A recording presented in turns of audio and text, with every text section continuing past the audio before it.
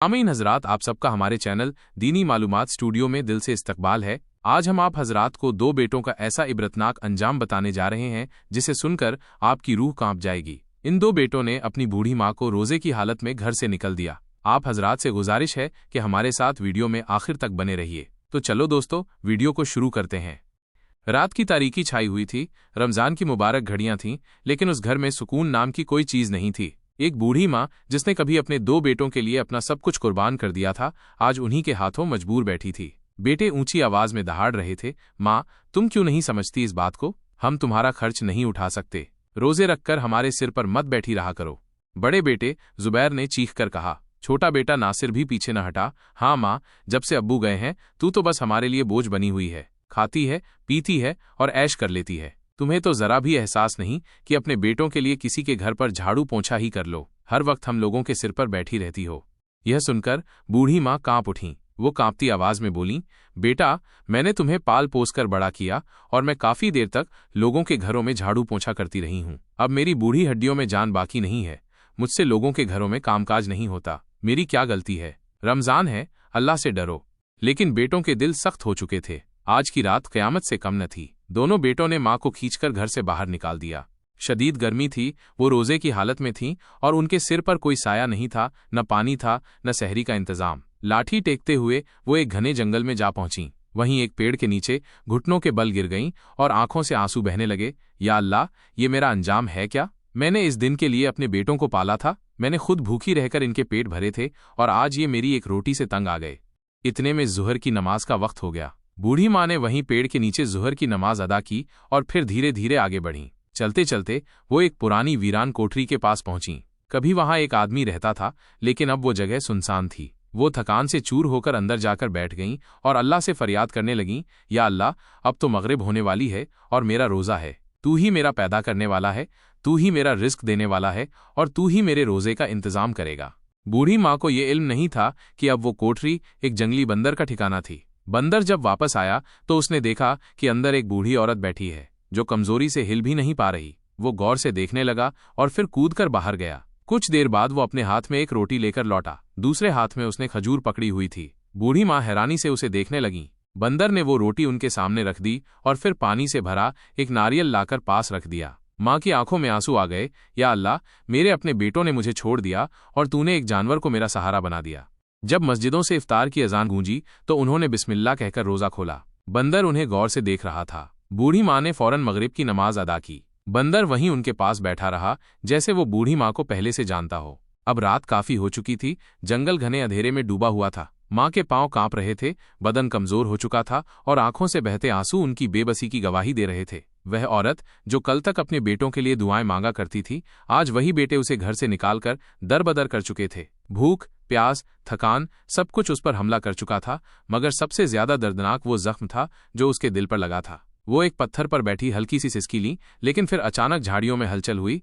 कौन है? माँ का दिल जोर से धड़का। जंगल में खतरनाक जानवर भी हो सकते थे। अचानक सामने एक साया नमूदार हुआ। वही बंदर था। माँ ने उसे देखकर हल्का सा मुस्कुरा दिया, जैसे कोई अपने पुराने दोस्त को देखकर खुश होता है। बेटा, तुम तो इंसान नहीं हो, लेकिन मुझसे वफादारी कर रहे हो। माँ ने एक तेज आवाज सुनी। झाड़ियों में सरसराहट हुई और एक खूंखार भेड़िया निकल आया। उसकी लाल आंखें चमक रही थीं। उसके नुकीले दांत डरावने लग रहे थे और वो धीरे धीरे माँ की तरफ बढ़ने लगा। माँ ने आंखें बंद कर लीं। शायद मेरी आजमाइश अभी बाकी है। लेकिन तभी बंदर ने जोर से चीख मारी और भेड़िए के सामने आकर खड़ा हो गया। भेड़िया झपटा, लेकिन बंदर ने उस पर हमला कर दिया। माँ ने आंखें खोलीं और जो देखा उसने उसे हैरान कर दिया। बंदर अपनी जान की परवाह किए बिना भेड़िए को भगा चुका था। अब बंदर खुद जख्मी था, मगर वो फिर भी माँ के पास आया और अपना सिर उसके हाथ पर रख दिया, जैसे कह रहा हो, डरो मत, मैं हूं ना। माँ की आंखों में आंसू आ गए। उन्होंने उसके सिर पर हाथ फेरा। बेटा, काश मेरे असली बेटे भी तेरे जैसे होते। यह आजमाइश खत्म नहीं हुई थी। अगली रात माँ एक पेड़ के नीचे सो रही थीं, जब अचानक आसमान पर काले बादल छा गए। बादल गरजने लगे, तेज बारिश शुरू हो गई। हर तरफ घुप अंधेरा था। माँ भीग रही थीं, कांप रही थीं। वो किसी पनाह की तलाश में थीं। तभी बंदर ने एक तरफ इशारा किया। वो उसे एक बड़े पेड़ के नीचे ले गया, जहां बारिश का पानी नहीं पहुंच रहा था। माँ ने हैरत से बंदर को देखा। ये मेरे लिए पनाह ढूंढ रहा है।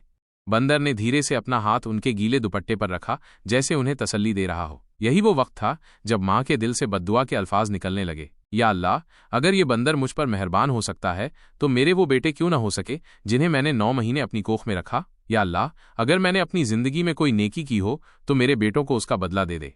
ये वही बद्दुआ थी जो आगे चलकर जुबैर और नासिर की जिंदगी को तबाह करने वाली थी। ये वो लम्हा था जब उनके मुकद्दर में अजाब लिखा जा चुका था। माँ ने अपने जख्मी हाथ से आसमान की तरफ देखा और धीरे से कहा, अगर मेरे बेटों ने मुझे रुलाया है तो या अल्लाह, उन्हें भी रुला दे।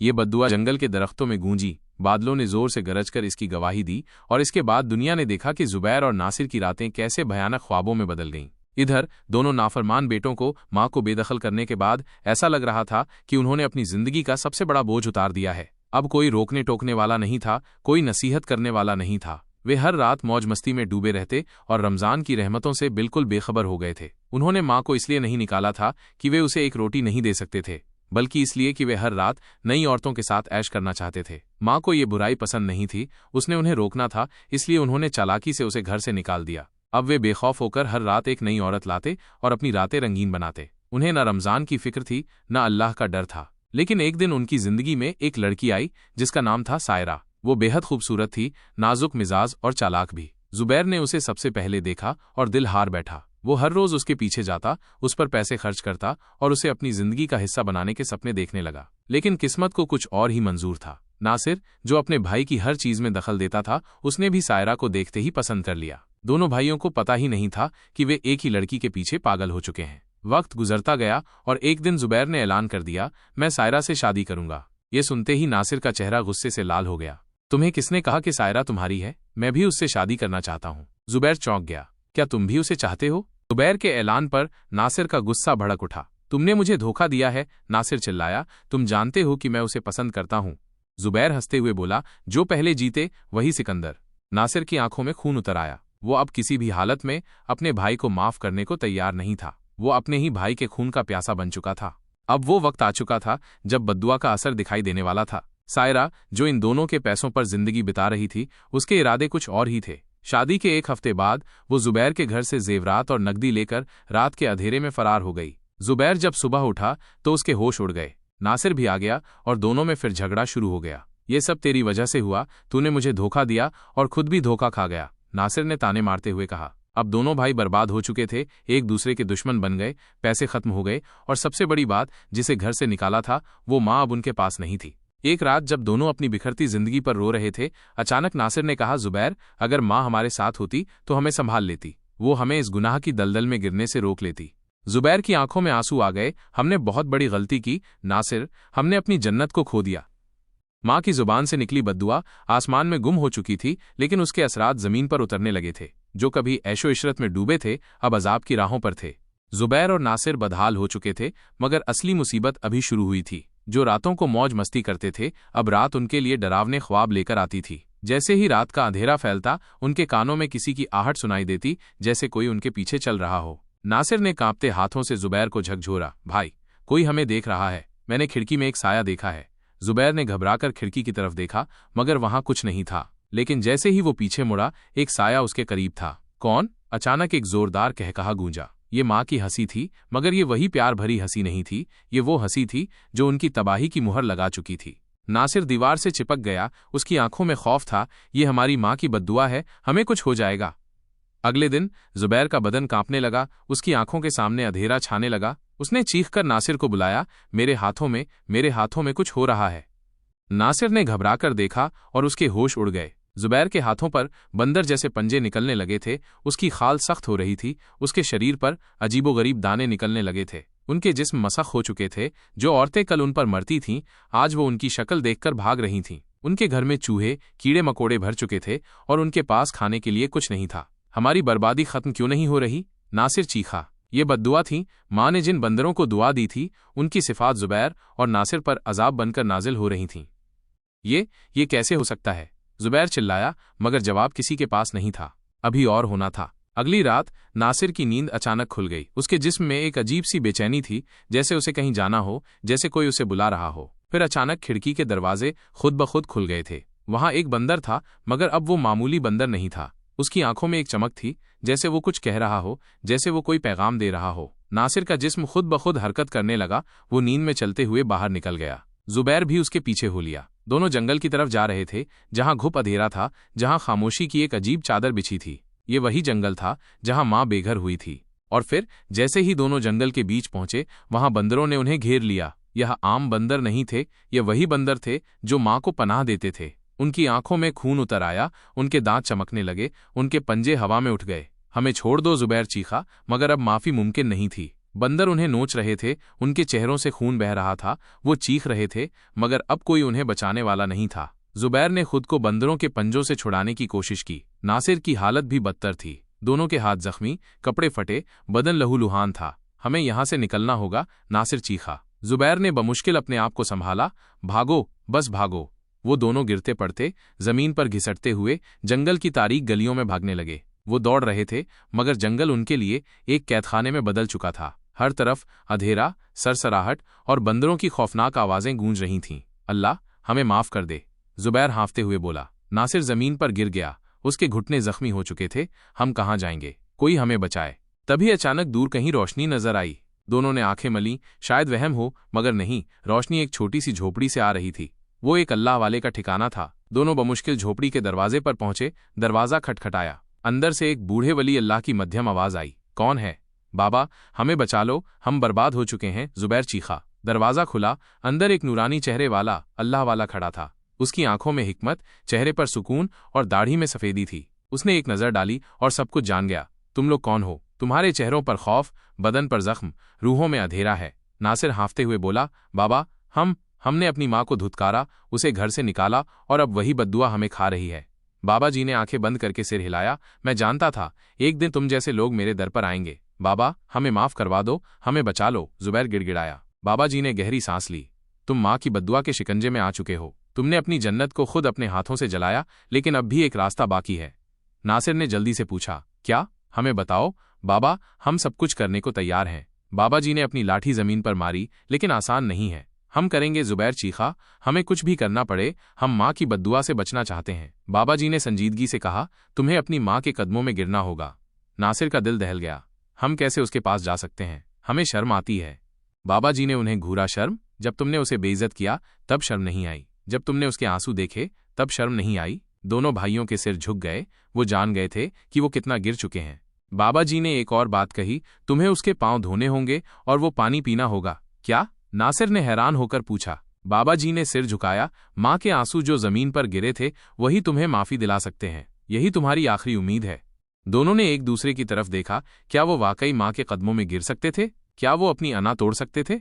हाँ, क्योंकि अब और कोई रास्ता नहीं था। बाबा, हमें माँ का पता बता दो, जुबैर ने इल्तिजा की। बाबा जी ने आसमान की तरफ देखा। फिर बाबा जी ने उंगली से इशारा किया, जाओ, इस जंगल के आखिर में जहां रोशनी खत्म होती है, वहां तुम्हें अपनी माँ मिलेगी। ये आखिरी आजमाइश थी। दोनों निढाल, जख्मों से चूर, मगर हिम्मत बांधे जंगल के आखिरी किनारे की तरफ चलने लगे। चलते चलते सूरज निकलने लगा। उन्हें अचानक ऐसा लगा जैसे वो किसी कैद में आ गए हों। 3 दिन तक उनके पास खाने और पानी का कोई इंतजाम न था। उन्होंने समझा कि ये वही तकलीफ है जो माँ झेल रही थी। या अल्लाह, हमें माफ कर दे, वो चीखते हुए कहने लगे। अचानक उनके आसपास के दरख्त ऐसे हो गए जैसे वो किसी कैदखाने में हों। वो चीख रहे थे, मगर कोई उन्हें सुन नहीं रहा था। ये वही सजा थी जो माँ को मिली थी जब वो जंगल में अकेली थी और भूख प्यास से तड़प रही थी। अब उन्हें एहसास हो रहा था कि उन्होंने अपनी माँ के साथ कितना गलत किया। वो यही सोच रहे थे कि तभी एक बूढ़ी औरत आई और कहने लगी, बेटा, क्या तुम मुझे पानी पिला सकते हो? इतना सुनते ही नासिर ने गुस्से में कहा, हमारे पास कुछ नहीं है, हम खुद भूख से तड़प रहे हैं, प्यास से मर रहे हैं, और तुमको कहाँ से पानी दें? जुबैर ने उसे धुतकार दिया, तू अजीब पागल औरत लग रही है। मगर जैसे ही उन्होंने ऐसा कहा, वो औरत गायब हो गई और वही अल्लाह वाले बुजुर्ग उनके सामने आ गए। वो गजबनाक होकर बोले, तुम अभी तक नहीं सुधरे, ये तुम्हारी तीसरी आजमाइश थी और तुम नाकाम हो गए। इतना सुनते ही दोनों भाइयों के पांव तले से जमीन निकल गई। हम फिर से नाकाम हो गए। अल्लाह वाले बोले, जब तुम दिल साफ नहीं रखोगे, दिल में पाक नहीं रखोगे, तो मजीद सजा में मुब्तला होगे। तुम्हारे पास अभी भी बचने के लिए एक रास्ता है, अगर तुम वाकई सच्चे दिल से अपनी माँ के कदमों में गिरकर माफी मांग लो। इधर उनकी माँ जंगल वाली कुटिया में बंदर के साथ बहुत खुश थीं, लेकिन बुढ़िया को एक दिन अजीब गरजदार सी आवाज सुनाई दी, जैसे कोई उससे बात कर रहा हो। ऐ बुढ़िया, तूने अपने बेटों के लिए जो बद्दुआ मांगी है वो पूरी होने वाली है, मगर क्या तू वाकई उन्हें माफ नहीं करेगी? बुढ़िया ने बड़े हैरानी के आलम में इधर उधर देखा, मगर कोई नहीं था। रात का अंधेरा हर तरफ छाया हुआ था। जंगल में एक परसरा खामोशी थी, जैसे वक्त रुक चुका हो। माँ एक दरख्त के नीचे बैठी थीं। उनके आंसू सूख चुके थे, मगर उनके इरादे अभी भी मजबूत थे। बंदर भी उनके पास बैठा हैरानी से देख रहा था। बुढ़ियां अपने कपड़ों को झाड़ते हुए घुटनों के बल बैठी आसमान की तरफ देख रही थीं। या अल्लाह, क्या मेरी आजमाइश खत्म नहीं होगी? मैंने अपनी जिंदगी इन बेटों के लिए वक्फ की, लोगों के घरों में बर्तन मांजकर उनकी परवरिश की, लेकिन जब वो बड़े हुए तो मेरी एक रोटी उन्हें भारी पड़ने लगी। जब मैंने अपने मुंह के निवाले अपने बेटों को खिलाए, फिर भी उन्होंने मुझे इस जंगल में तन्हा छोड़ दिया। अचानक हवा तेज होने लगी, दरख्तों के पत्ते सरसराने लगे और फजा में एक अजीब सा सुकून फैल गया। माँ ने अपनी आंखें बंद कर लीं, मगर फिर अचानक एक गूंजदार आवाज आई, क्या तू वाकई अपने बेटों को माफ नहीं करेगी? माँ ने हैरत से चारों तरफ देखा, मगर वहां कोई नहीं था। ये कौन बोल रहा है? क्या ये बुढ़िया के दिमाग का धोखा है? क्या ये उसकी अपनी रूह है जो उससे सवाल कर रही है, या फिर ये अल्लाह का कोई खास पैगाम है?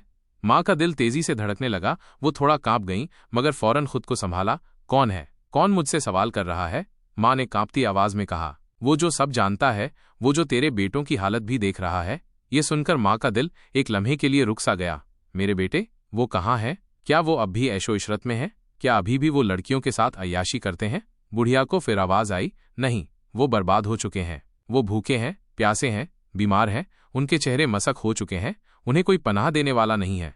ये सुनकर माँ की आंखों में आंसू आ गए। क्या वाकई? क्या वो भी उसी तकलीफ में है जिसमें मैं गुजरी हूँ? फिर से बुढ़िया को आवाज आई, हाँ, जो कुछ तूने जिया है वही वो भी सह रहे हैं। तूने रातें गहरे जंगल में गुजारी, अब वो भी बेघर हो चुके हैं। तूने दर दर की ठोकरें खाईं, अब वो भी किसी दर पर सजदा करने को तरस रहे हैं। माँ के हाथ कांपने लगे। ये तो वही बद्दुआ थी जो मैंने मांगी थी। हाँ, और वो पूरी हो चुकी है, मगर क्या तू वाकई उन्हें माफ नहीं करेगी? माँ के अंदर एक तूफान उमड़ पड़ा। ये वही बेटे थे जो उसके आंसू देखकर भी हंस रहे थे। ये वही बेटे थे जिनके लिए उसकी ममता रोती रही, मगर उन्होंने एक बार भी मुड़कर नहीं देखा। माँ का दिल जख्मी था, वो माफ कर सकती थी। इस बुढ़िया के सामने अचानक से वही बंदर आ गया जो हमेशा उसका साथी था। बंदर ने उसकी आंखों में देखा और उसकी आंखों में एक सवाल था, क्या तू माफ करेगी? बुढ़िया ने अपने कमजोर हाथों से बंदर के सिर पर हाथ फेरा। ऐ मेरे प्यारे बेटे बंदर, क्या मुझे वाकई अपने बेटों को माफ कर देना चाहिए? फिर उसे परसरा आवाज आई, ये तेरा फैसला है। याद कर अपने बच्चों के बचपन के दिन, जुबैर और नासिर के बचपन के दिन, जब तू उनके छोटे छोटे हाथ पकड़कर चलती थी, जब तू उन्हें अपने हाथों से रोटी बनाकर खिलाती थी, जब तू रातों को जागकर उनके बुखार के लिए दुआएं करती थी। अब ये सवाल बुढ़िया की आंखों में बिजली की तरह गूंज रहे थे। बुढ़िया ने आसमान की तरफ देखा, उसकी आंखों में आंसू थे। या अल्लाह, अगर मैं अपने बेटों को माफ कर दूं तो क्या वाकई वो सुधर जाएंगे? बुढ़िया को फिर से आवाज आई, याद रखो, अल्लाह माफी को पसंद करता है। ये सुनकर माँ की सांस थम गई। क्या वाकई उन्हें माफ कर दूं? लेकिन क्या वाकई वो माफी के काबिल हैं? ये वो आखिरी सवाल था जो उसका दिल उससे पूछ रहा था, और यही वो फैसला था जिस पर जुबैर और नासिर की किस्मत का इन्हिसार था। इधर जुबैर और नासिर जंगल में गिरते पड़ते भाग रहे थे। उनके जिस्म जख्मी, कपड़े फटे, आंखों में खौफ और दिलों में पछतावा था। हमें माँ तक पहुंचना होगा, नासिर चीखा, वरना हम हमेशा के लिए बर्बाद हो जाएंगे। जुबैर ने जख्मी हाथों से अपना चेहरा साफ किया। हाँ, लेकिन हम जंगल में कैसे रास्ता ढूंढेंगे? उनके पैरों के नीचे से जमीन कांप रही थी, जैसे जंगल खुद उन्हें कबूल न कर रहा हो। फिर उन्हें अचानक दरख्तों के दरमियान एक साया नजर आया। नासिर ने जल्दी से जुबैर का बाजू पकड़ा। देखो, ये वही बंदर है जिसने हमें नोचा था, लेकिन आज क्यों ये प्यार भरी नजरों से हमें देख रहा है? और ये तो वही बंदर है ना जो हमेशा माँ के साथ रहता था। बंदर एक पत्थर पर बैठा था, और जैसे ही उसकी नजरें उनसे मिलीं, वो फौरन उछलकर एक तरफ भागने लगा। जुबैर ने फौरन इशारा किया, ये हमें रास्ता दिखा रहा है, और ये अल्लाह का मोजिज़ा है। ये बंदर ही उनके लिए निजात का दरवाज़ा था। नासिर ने हिम्मत बांधी, इससे मत घबराना, हमें इसके पीछे जाना होगा। और फिर वो दोनों जख्मी जिस्मों के साथ, खून से लथपथ हाथों के साथ, नजदीक मरने की हालत में इस बंदर के पीछे दौड़ने लगे। जंगल की सख्त जमीन, कांटेदार झाड़ियां, हर चीज उनके खिलाफ थी, मगर वो हारने के लिए तैयार नहीं थे। आखिरकार दूर से उन्हें रोशनी नजर आई। ये वही जगह थी जहां माँ थी। नासिर खुशी से चीखा, जुबैर, वो देख रोशनी, लगता है हम माँ के करीब पहुंच गए हैं। मगर ठहरो, जैसे ही वो रोशनी के करीब पहुंचे, अचानक जमीन लजने लगी। दोनों भाई एक खौफनाक दलदल में गिरने वाले थे। ये कुदरत की एक और आजमाइश थी। जुबैर बचो, नासिर चिल्लाया, मगर वो फिसलकर दलदल में गिरने ही वाला था। जुबैर ने जल्दी से नासिर का हाथ पकड़ा, मगर उसकी अपनी हिम्मत खत्म हो रही थी। ये वही गड्ढा है जो हमने माँ के लिए खोदा था। ये वही अजाब है जो हमें मिलना था। नासिर की आंखों में खौफ था। हम बच सकते हैं? नहीं, माँ ही हमें बचा सकती है, जुबैर चीखा। फिर अचानक उन्हें एक आवाज सुनाई दी। ऐ मेरे प्यारे बच्चों, ये वही आवाज थी, वही ममता भरी आवाज। माँ, दोनों ने चीख कर कहा। सामने वही बूढ़ी माँ खड़ी थी जो कमजोर नथवाल आज भी माँ थी। उसके साथ वही बंदर खड़ा था जो हमेशा उसका मुहाफिज रहा। माँ की आंखों में आंसू थे। मैं तुम्हें गिरने नहीं दूंगी, फिर उसने अपना दुपट्टा फाड़कर एक लंबी चादर बनाई और उसे नासिर और जुबैर की तरफ उछाल दिया। मेरे बच्चों, अगर तुम सच्चे दिल से तौबा कर चुके हो तो इस चादर को मजबूती से पकड़ लो। ये जिंदगी और मौत का लम्हा था। ये वो पल था जब उनकी आजमाइश का फैसला होने वाला था। नासिर ने रोते हुए कहा, माँ हमें माफ कर दो। जुबैर चीखा, हमें अपनी जन्नत वापस दे दो। माँ की आंखों में आंसू आ गए। अगर वाकई तुम तौबा कर चुके हो तो मेरा हाथ थाम लो। दोनों भाइयों ने माँ की चादर को मजबूती से पकड़ लिया और धीरे धीरे दलदल से बाहर निकलने लगे। जैसे ही वो बाहर निकले, वो बंदर माँ के इर्द गिर्द घूमने लगा जैसे वो जश्न मना रहा हो। माँ ने अपने बेटों को देखा, उनके कंधे पर हाथ रखा और आसमान की तरफ देखकर कहा, या अल्लाह, मैंने इन्हें माफ किया, अगर तू चाहे तो इन्हें भी माफ कर दे। जुबैर और नासिर के जख्म जादुई तरीके से भरने लगे। उनके चेहरों के मस्का हुए निशान गायब होने लगे। उनके बदन पे आया अजाब खत्म होने लगा। अल्लाह ने माँ के दिल को नरमी बख्शी और उसकी माफी ने कुदरत के फैसले को बदल दिया। नासिर और जुबैर दोनों माँ के कदमों में गिर गए। माँ, अब हम कभी तुझसे दूर नहीं जाएंगे। माँ की आंखों में आंसू थे। उसने प्यार से दोनों के सर पर हाथ फेरा। बेटा, जन्नत माँ के कदमों तले है और तुम आज अपनी जन्नत वापस ले चुके हो। माँ की माफी के बाद जुबैर और नासिर के चेहरे पुरसुकून हो गए थे। उनकी रूहों पर जो जंगहा था वो अब धुल रहा था। वही बेटे जो कल तक अपनी माँ को ठोकर मारकर जंगल में छोड़ चुके थे, आज उसी माँ के कदमों में बैठे रो रहे थे। मगर अभी कहानी खत्म नहीं हुई थी। जब उन्होंने माँ के कदम चूमे तो बंदर ने भी उनके करीब आकर अपनी छोटी छोटी आंखों से माँ को देखा। माँ ने मुस्कुराकर उसके सर पर हाथ फेरा। बेटा, तूने मेरा सबसे ज्यादा साथ दिया, तू भी हमारे साथ चलेगा। ये सुनकर बंदर खुशी से उछलकर माँ के कंधे पर बैठ गया, जैसे वो हमेशा के लिए उनका हिस्सा बन चुका हो। जुबैर ने आसमान की तरफ देखा। माँ, आज से हम कभी भी बुरे काम नहीं करेंगे। हम अल्लाह की इबादत करेंगे और अपने अपने रोजे रखेंगे। नासिर ने भी सर झुका लिया। हमने बहुत गुनाह किए, मगर अल्लाह ने हमें दोबारा मौका दिया और अब हम अपनी जन्नत यानी तुम्हारी दुआओं के साथ जिंदगी गुजारेंगे। माँ ने दोनों को सीने से लगाया और आसमान की तरफ देखकर शुक्र अदा किया, या अल्लाह, मेरी कोख को फिर से पाक कर दे, मेरे बेटों को सीधी राह पर चला दे। ये वो दुआ थी जिसने सब कुछ बदल कर रख दिया था। जब वो अपने बर्बाद घर वापस पहुंचे तो वहां की हालत तबाही का मंजर पेश कर रही थी। जहां कभी मौसीकी और अयाशी की महफिलें सजी थी, अब वहां सन्नाटा था। जहां हर रात शराब बहती थी, अब वही जगह सूखी और वीरान थी। मगर जुबैर और नासिर ने हार नहीं मानी। उन्होंने सब कुछ दोबारा नेकी की राह पर लाने का फैसला किया। पहला काम उन्होंने ये किया कि घर को साफ करना शुरू किया। वही हाथ जो कभी गुनाह में पड़ते रहे थे, आज सफाई में लग चुके थे। वही जबान जो कभी झूठ और फरेब में चलती थी, आज माँ के हुक्म पर जी माँ कहने लगे थे। वही कदम जो कभी रातों में बुरे रास्तों पर चलते थे, अब मस्जिद का रास्ता ढूंढने लगे थे। और सबसे बड़ी बात, अब उनकी सहरी की तैयारी माँ के हाथों से होने लगी। पहली सहरी का वक्त आया तो माँ ने दोनों को जगाया, बेटो उठो, रोजा रखने का वक्त हो गया है। ये वही आवाज थी जो कभी उनके कानों में नहीं पड़ी थी, क्योंकि वो रातों में सोए रहते थे। मगर आज वो आंखें बंद होने से पहले खुद माँ के पास आकर कहते, माँ, सहरी के लिए जगा देना। माँ ने जब अपने नेक बेटों को रोजा रखते देखा तो उसकी आंखों में खुशी के आंसू आ गए। ये वही बेटे हैं जो कभी मेरा दिल दुखाते थे, मगर आज इनके चेहरे पर नूर है। नासिर ने सहरी के दौरान बंदर की तरफ देखा जो एक कोने में बैठा सब देख रहा था। माँ, क्या इसे भी रोजा रखना चाहिए? वो हंसते हुए बोला। माँ ने मुस्कुराकर कहा, ये हमारा साथी है, ये रोजा न रखे मगर हमारी नेकियों में शरीक जरूर होगा। जुबैर ने कहा, यह हमारे गुनाहों के वक्त भी हमारे साथ था, मगर हमने इसे नजरअंदाज किया, अब ये हमारी नेकियों में भी शरीक होगा। ये सुनकर बंदर खुशी से उछलने लगा, जैसे उसे अपनी जगह मिल गई हो। एक दिन माँ ने कुरान शरीफ खोलकर पढ़ना शुरू किया तो नासिर और जुबैर ने भी उसके करीब बैठकर सुनना शुरू कर दिया। ये वही घर था जहाँ कभी अल्लाह का नाम लेना भी बोझ लगता था, मगर आज हर तरफ कुरान की तिलावत गूंज रही थी। वो जो कभी मुंह से गंदे अल्फाज निकालते थे, आज सब दूसरों के लिए दुआ कर रहे थे। वो जो हर रात गलत रास्ते पर निकल जाते थे, आज तरावी के लिए सबसे आगे खड़े हो रहे थे। वो जो माँ की बद्दुआ का निशाना बन चुके थे, आज माँ की दुआओं में शामिल हो चुके थे।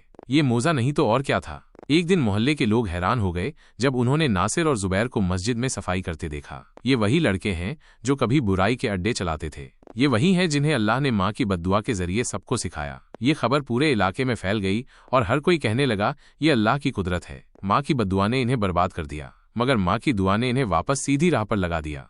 रमजान के आखिरी दिनों में जब शबे कद्र की रात आई तो नासिर और जुबैर माँ के पास आए। माँ, हमें यकीन नहीं आता कि हम आज यहाँ बैठे हैं, अल्लाह की इबादत कर रहे हैं। माँ ने मुस्कुराकर कहा, बेटो, यही जिंदगी है, अल्लाह तुम्हें इसी रास्ते पर रखे। जुबैर ने कहा, हम अब हमेशा तुम्हारे साथ रहेंगे, तुम्हारी खिदमत करेंगे। माँ ने दोनों को अपने करीब किया और हाथ दुआ के लिए उठाए, या अल्लाह, जैसे तूने मेरे बेटों को सीधी राह दिखाई, सबके बच्चों को सीधी राह दिखा। नासिर और जुबैर की आंखों में आंसू थे और वो आमीन बोल रहे थे। बंदर भी पास बैठा उन्हें देख रहा था, जैसे वो भी दुआ में शामिल हो गया हो। माँ की दुआओं के साथ ही ये कहानी अपने अंजाम को पहुंची। मैं इसे पढ़कर सुनाता हूँ। तो दोस्तों, आज की वीडियो बस यहीं तक थी। उम्मीद करता हूँ आप हजरात को हमारी ये वीडियो जरूर पसंद आई होगी। अगर वीडियो पसंद आई हो तो वीडियो को लाइक करें और हमारे चैनल दीनी मालूमात स्टूडियो को अभी सब्सक्राइब करें। मिलते हैं अगली वीडियो में, तब तक के लिए अल्लाह हाफिज।